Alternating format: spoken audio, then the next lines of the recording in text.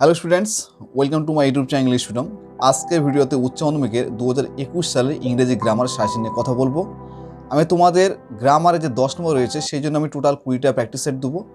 এই সেটগুলো তোমরা যদি ভালোভাবে বুঝে খাতা লিখে প্র্যাকটিস করো, আমি আশা করছি তোমরা এখান থেকে পরীক্ষায় কম পাবে। আর তোমাদের রিপোর্ট রাইটিংয়ে 10 নম্বর আসবে। আমি তোমাদের একটা রিপোর্ট অলরেডি আমার চ্যানেলের মধ্যে দিয়ে দিয়েছি। যারা ভিডিওটা দেখো না অবশ্যই দেখে নাও, কারণ এই ভিডিওটা দেখলে আর ওই রিপোর্টটা তোমরা যদি ভালো করে বুঝে প্র্যাকটিস করো, আমি আশা করছি পরীক্ষায় যে কোনো রিপোর্ট তোমরা লিখতে পারবে। তো আজকে তোমাদের সেট হচ্ছে 7, মার্কস রয়েছে এখানে 10 তোমাদের নিউ সিলেবাস অনুযায়ী। তোমাদের 4 এক নম্বর থাকবে do as directed, number pattern 1 to 6 = 6। Number 1, I do not know you, আমি তোমাকে জানি না। And have nothing to forgive you for, এমন তোমাকে মাফ করার মতো কিছু নেই। কি করতে হবে? মেক ইট কমপ্লেক্স সেন্টেন্স, জটিল বাক্য করতে হবে। এবার তোমাদের মনে রাখতে হবে জটিল বাক্য করার জন্য আগে WS ওয়ার্ড অর্থাৎ হোয়াট, হুইচ, হোয়েন, হোয়ার দিয়ে হবে কি হবে না দেখতে হবে। এখানে কিন্তু হবে না। আরও কিছু আছে লিঙ্কার, যেমন অ্যাস মানে যেহেতু, দো মানে যদিও, বিকজ কারণ। তাহলে এখানে কী হবে? তোমরা বাংলা মানেটা একবার দেখে নাও। I do not know you, আমি তোমাকে জানি না। And have nothing to forgive you for, তোমাকে মাফ করার কিছু নেই। তাহলে যেহেতু আমি তোমাকে জানি না, তাহলে যেহেতু ইংলিশ কী হবে? As I do not know you, comma, I have nothing to forgive you for. Number 2, I didn't see you either, আমি তোমায় দেখতে পাচ্ছিলাম না।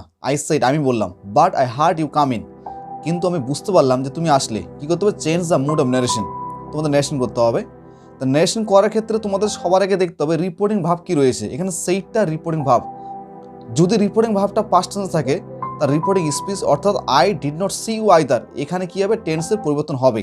এবার দেখতে হবে এই যে রিপোর্টিং স্পিচটা কোন সেন্টেন্সে রয়েছে। সেন্টেন্স 5 প্রকার, আর এই সেন্টেন্সটা রয়েছে অ্যাসার্টিভ সেন্টেন্স। তাহলে লিঙ্কের কি পাওয়া যাবে? দ্যাট। তাহলে অ্যান্সারটা এরকম হবে,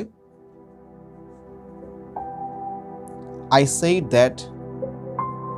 এবার তোমাদের দেখতে হবে যে কোন টেন্সে রয়েছে।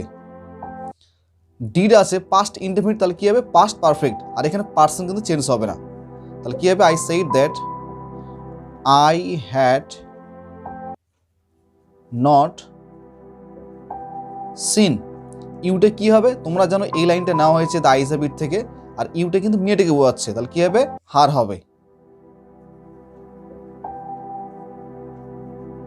আইদার, কমা, এখানে রয়েছে দেখো but I heard you come in, এখানে কোন টেন্সে আছে? Past indefinite. তাহলে এখানে কী করতে হবে? Past perfect.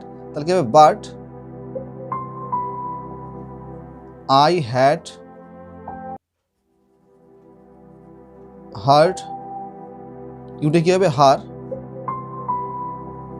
Come in. Number 3, the jar was very glad, জার ছিল খুব আনন্দিত। কী করতে হবে? Change into an exclamatory sentence, তোমাদের বিস্ময় সূচক বাক্য করতে হবে। তাহলে অ্যান্সারটা এরকম হবে, how glad the jar was, শেষে কী হবে? Note of exclamation. Number 4, yes October is the best time, কী করতে হবে? Rewrite using positive degree. তাহলে পজিটিভ ডিগ্রি করতে হবে। এবার দেখতে হবে এটা কোন ডিগ্রিতে রয়েছে। বেস্ট টাইম সুপার ডিগ্রিতে ডিগ্রি ফর্ম দেখতে হবে। এবার সুপার ডিগ্রিতে কী দেখতে হবে? সবচেয়ে বড় না কয়েকজনের মধ্যে। যদি ইজ দ্য ওয়াজ দ্য থাকে তাহলে সবচেয়ে বড়, আর যদি ওয়ান অফ দ্য থাকে তাহলে কয়েকজনের মধ্যে। যেহেতু এখানে রয়েছে দ্য, তাহলে সবচেয়ে বড়। তাহলে আমি কী দিয়ে শুরু করতে হবে? নো আদার দিয়ে। আর প্রথমে ইয়েসটা রয়েছে, তোমরা ইয়েসটা লিখে দিবে। তারপর কী করবে? No other time is as good as October.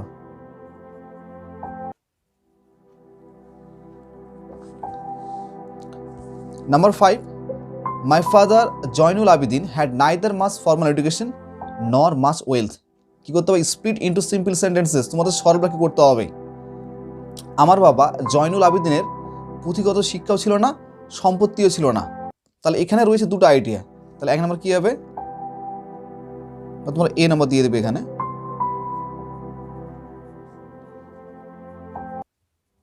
My father Zainul Abedin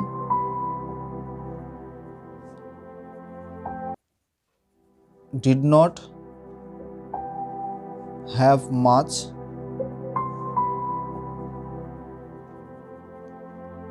formal education বিন আবার কি লিখবে he did not have much wealth either. Number 6, the jar dug 2 beds. জারটি দুটি গর্ত খুঁড়েছিল। হি স্টপড, সে থামলো। হি রিপিটেড হিজ কোশ্চিনস, সে কি করলো, তার কোশ্চিনগুলো পুনরায় জিজ্ঞাসা করলো। জয়েন ইনটু সিম্পল সেন্টেন্স, কি করতে হবে, এটা সিম্পল সেন্টেন্স করতে হবে। তাহলে সিম্পল সেন্টেন্স করার জন্য তোমাদের দেখতে হবে এই যে ভাব ডাক রয়েছে পার্টিসিপল অর্থাৎ ভার্বের সঙ্গে আইএনজি, তাহলে পাস্ট ফর্মের সঙ্গে আইএনজি যোগ করা যায় না, তাহলে ডাকের প্রেজেন্ট ফর্ম করতে হবে। তাহলে কি হবে, ডিগিং 2 beds। সাবজেক্ট কি হবে, হি, এখানে হি রয়েছে, এখানে হি রয়েছে, কাকে বলছে, জারটাকে। তাহলে কি হবে, digging 2 beds the jar stopped.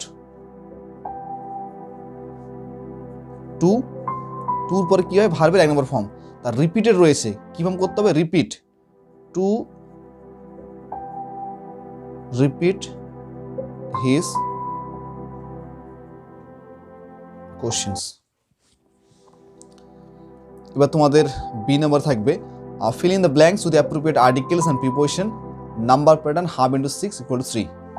কি রয়েছে এখানে, my parents were widely regarded as an ideal couple। তাহলে আমার বাবা মাকে আদর্শ দম্পতি হিসাবে গণ্য করা হতো। my mother's lineage was the more distinguished। আমার মার বংশ ছিল বেশি মর্যাদা সম্পন্ন। one of her forebears having been bestowed the title of Bahadur by the British। মানে কি, তার একজন পূর্বপুরুষকে ব্রিটিশদের দ্বারা বাহাদুর উপাধি প্রদান করা হয়েছিল। সি নাম্বারে তোমাদের থাকবে error correction, number pattern 1 into 1 equal to 1। তোমাদের 3টা অপশন থাকবে এবং 3টা অপশন থেকে যেটা সঠিক তোমাদের লিখতে হবে। এখানে রয়েছে I wish I was going to Mussoorie, আমার মুসৌরি যাওয়ার ইচ্ছা করছিল। তাহলে এখানে কি হবে, আই উইশ আই ওয়ার, এখানে সঠিক অ্যান্সারটা কি হবে, ওয়ার হবে। তো ভিডিওটা এই পর্যন্ত। ভিডিওটা দেখার জন্য তোমাদের সবাইকে অনেক অনেক ধন্যবাদ।